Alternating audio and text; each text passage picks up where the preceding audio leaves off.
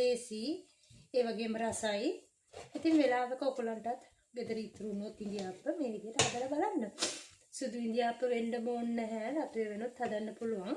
ඉතින් දවසක ඔයගොල්ලොත් හදලා බලලා රස කොහොමද කියලා මටත් කියන්න. එහෙනම් ලුණු ටිකයි මේ ටික ඔක්කොම එකටම දාලා ඉතින් හොඳට බැදෙන්න දෙමු.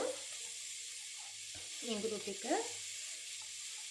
ඊළඟට අද මගේ සම්පූර්ණ ඉවර වෙලා අන්තිමට එක තමයි පාවිච්චි කරන්නේ.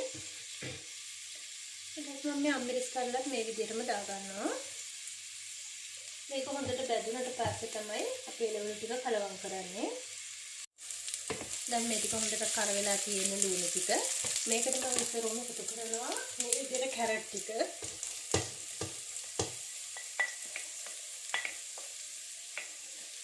ඒක පොඩ්ඩක් මේ විදිහට ටෙම්පරරි වෙනකොට ගොඩක් කැම්බෙන්න අවශ්‍ය නැහැ. අමෙන් වගේ තියෙනකොට රසයි කැරට් එක. මේකට මම එකතු කරනවා ලුණු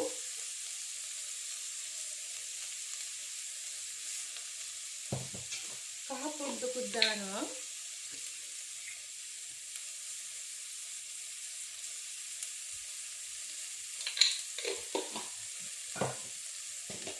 කැලි මිරිස් කුඩු පොඩ්ඩක් එකතු කරනවා.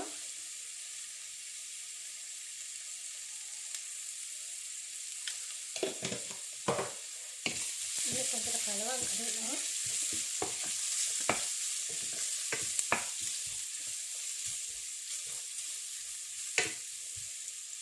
චිකන් ටිකත් මේකටම දානවා මම.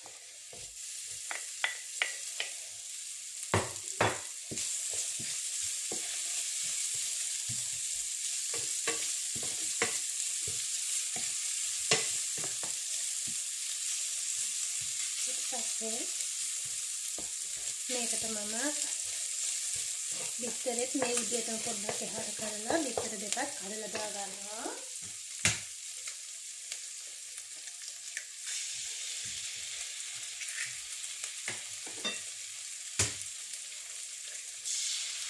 මේ විදිහට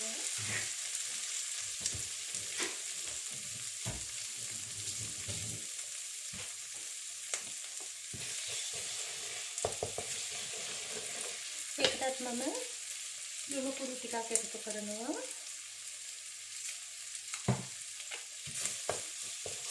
ගම්මිරිස් දාන්නේ නැහැ මම පොඩි එකක් කල නිසා.